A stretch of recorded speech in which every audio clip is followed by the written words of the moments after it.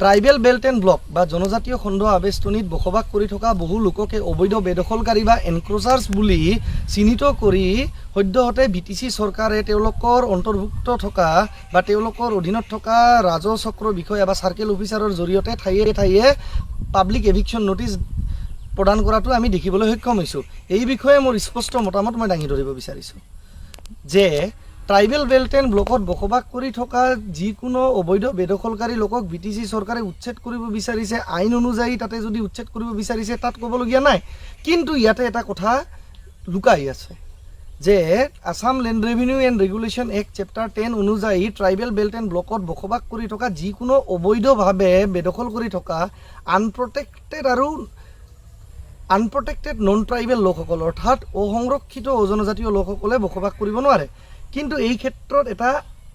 BTCৰ ক্ষেত্ৰত অলপ হ'লেও সুকীয়া দৃষ্টিকোণেৰে আমি চাব লাগিব।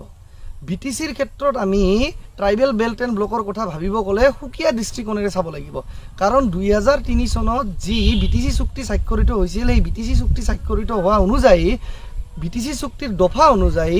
2003 চনৰ পূৰ্বৰ পৰাই বা 2003 চনৰ আগৰ পৰাই বসবাস কৰি থকা যিকোনো BTCৰ অঞ্চলৰ লোকে ইয়াতে কিন্তু সম অধিকাৰ, সম ভূমিৰ অধিকাৰ, সম ৰাজনৈতিক অধিকাৰ তেওঁলোকে লাভ কৰিবলৈ সক্ষম হ'ব বুলি সেই চুক্তিখনত স্পষ্টভাৱে উল্লেখিত আছে। এতিয়া কথাটো হৈছে BTC চৰকাৰে এনক্ৰোচাৰ্ছ বুলি ট্ৰাইবেল বেল্ট এণ্ড ব্লক বা বিভিন্ন চৰকাৰী ভূমিৰ পৰা যিসকল মানে অবৈধ বেদখলকাৰী আছে তেওঁলোকক উচ্ছেদ কৰিব বিচাৰিছে, তেওঁলোকে আইনীভাৱে তেওঁলোকৰ পদক্ষেপ লৈছে, সেয়া তেওঁলোকৰ আইনী কথা। কিন্তু তেওঁলোকে এটা কথা নিশ্চয় পাহৰি গৈছে যে 2003 চনৰ পূৰ্বৰ পৰা বসবাস কৰি থকা লোকসকলে যিহেতু ইয়াতে সম অধিকাৰ পোৱাটো বাঞ্ছনীয় আৰু আইন অনুযায়ী তেওঁলোকে প্ৰাপ্য তেওঁলোকে পোৱাটো। তো গতিকে যদি 2003 চনৰ পূৰ্বৰ পৰাই বসবাস কৰি থকা যিকোনো অবৈধই হওক বা বৈধই হওক ট্ৰাইবেল বেল্ট এণ্ড ব্লকৰ পৰা অজনজাতীয় লোকসকলক উচ্ছেদ কৰিব বিচাৰিছে, তেতিয়াহ'লে কিন্তু তেওঁলোকে সেই লোকসকলৰ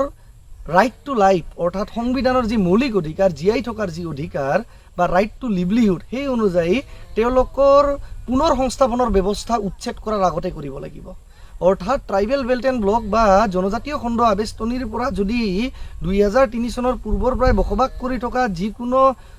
লোকক তেওঁলোকে বেদখলকাৰী বুলি BTC চৰকাৰে উচ্ছেদ কৰিব বিচাৰিছে, উচ্ছেদ কৰাৰ আগতে তেওঁলোকক অন্য ঠাইত ভূমি প্ৰদান কৰিব লাগিব, উচিত পুনৰ সংস্থাপন প্ৰদান কৰিব লাগিব আৰু তেওঁলোকৰ স্বাস্থ্যৰ লগতে তেওঁলোকৰ সন্তানৰ যি শিক্ষাৰ অধিকাৰ, ৰাইট টু এডুকেশ্যন, সেই শিক্ষাৰ অধিকাৰো যাতে তেওঁলোকৰ খৰ্ব নহয় তাৰ কাৰণে সেই শিক্ষাৰ ব্যৱস্থাও কৰিব লাগিব। কেৱল অবৈধ বেদখলকাৰী বুলি বা নন ট্ৰাইবেল আনপ্ৰটেক্টেড এনক্ৰোচাৰ্ছ বুলি যদি তেওঁলোকে বিভিন্ন ঠাইত তেওঁলোকে উচ্ছেদ কৰিব বিচাৰে, মই ভাবোঁ যে এয়া কিন্তু মানৱীয় দৃষ্টিকোণেৰে কেতিয়াও আমি আঁকোৱালি ল'ব নোৱাৰোঁ বা সেই পদক্ষেপক আমি আদৰণি জনাব নোৱাৰোঁ। আইন থাকিব, আইন বলৱৎ হ'ব, কিন্তু আইনৰ ঊৰ্ধতো হয়তো মানৱীয়তা, আৰু মানৱীয়তাই কেৱল নহয় 2003 চনৰ BTC চুক্তি অনুযায়ী যিহেতু যিকোনো লোকে যদি 2003 চনৰ পূৰ্বৰ পৰাই BTCৰ যিকোনো ভূমিত বসবাস কৰি আছে তেওঁলোকক ভূমিৰ অধিকাৰ BTC চৰকাৰে প্ৰদান কৰিব লাগিব। তেওঁলোকে যদি ট্ৰাইবেল বেল্ট এণ্ড ব্লকত যিকোনো এটা নিৰ্দিষ্ট ঠাইত অবৈধ বেদখলকাৰী হয়, তেতিয়াহ'লে তেওঁলোকক তাৰ পৰা উচ্ছেদ কৰাৰ আগতে তেওঁলোকক এক অন্য ঠাইত, যিটো নেকি BTCৰ ট্ৰাইবেল বেল্ট এণ্ড ব্লকৰ ভিতৰত নপৰে, কাৰণ BTCৰ সকলো গাঁৱেতো আৰু ট্ৰাইবেল বেল্ট এণ্ড ব্লকৰ ভিতৰত নহয়, তেওঁলোকক সেই ঠাইত আগতে তেওঁলোকৰ পুনৰ সংস্থাপনৰ ব্যৱস্থা কৰিব লাগিব, তেওঁলোকৰ জীয়াই থকাৰ যি অধিকাৰ তাৰ ব্যৱস্থা কৰিব লাগিব, তেওঁলোকৰ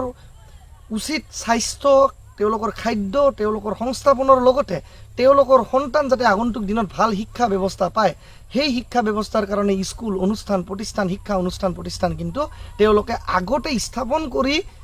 যি ঠাইত তেওঁলোকক পুনৰ সংস্থাপন দিব বিচাৰিছে সেই ঠাইত আগতে তেওঁলোকে চব ৰেডি কৰি ৰাখিব লাগিব। আৰু যদি তেওঁলোকে তেনে নকৰে,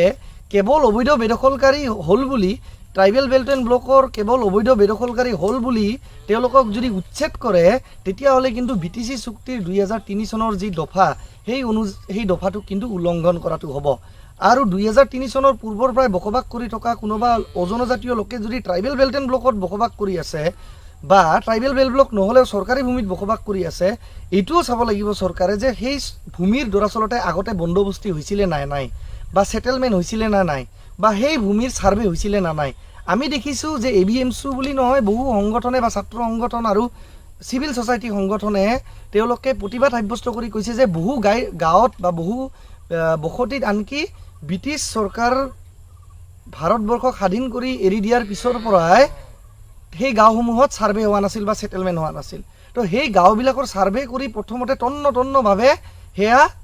চালি জাৰি চাব লাগিব যে 2003 চনৰ পূৰ্বৰ পৰা বসবাস কৰি থকা সিহঁতসকল লোক হয় নে 2003 চনৰ পিছত অহা তেওঁলোক হয়। 2003 চনৰ পিছত যদি কোনোবা লোকে আহি অবৈধভাৱে বেদখল কৰিছে তেতিয়াহ'লে 2003 চনৰ পিছত অহা যিকোনো লোককে আপোনালোকে উচ্ছেদ কৰক, তাত ক'বলগীয়া একো কথা নাই। কিন্তু BTC চুক্তি অনুযায়ী 2003 চনৰ পূৰ্বৰ পৰাই যদি কোনোবা লোক ইয়াতে বসবাস কৰি আছে তেতিয়াহ'লে তেওঁলোকক আগত ভেৰিফাই কৰক যে তেওঁলোকে ভূমিহীন হয় নে নাই, আৰু তেওঁলোকে যদি ভূমিহীন হয় তেতিয়াহ'লে তেওঁলোকক উচ্ছেদ কৰাৰ আগতে কিন্তু তেওঁলোকৰ বাসস্থান, তেওঁলোকৰ ভূমিৰ অধিকাৰ, তেওঁলোকৰ স্বাস্থ্যৰ অধিকাৰ, তেওঁলোকৰ সন্তানৰ যি নেকি শিক্ষাৰ অধিকাৰ সেয়া সুনিশ্চিত কৰক। অন্যথা কেৱল অবৈধ বেদখলকাৰী বুলি যদি জনজাতীয় খণ্ড আৱেষ্টনীত বসবাস কৰাটোৱে পাপ হয় তেতিয়াহ'লে কিন্তু মানৱীয় দৃষ্টিকোণেৰে কিন্তু সেয়া কেতিয়াও মানে গ্ৰাহ্য কৰা নাযায় আৰু হয়তো ঈশ্বৰেও তাক ক্ষমা নকৰিব।